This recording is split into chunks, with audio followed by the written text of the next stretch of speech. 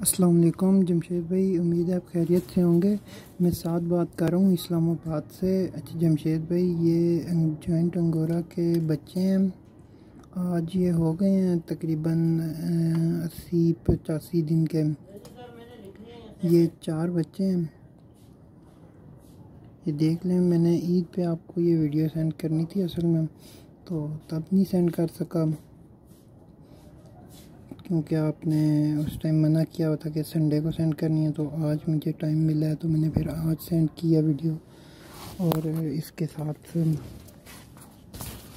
ये देखें, ये मेल है माशाल्लाह से।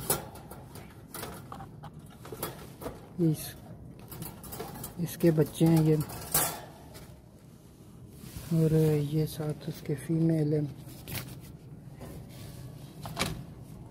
ये फीमेल है।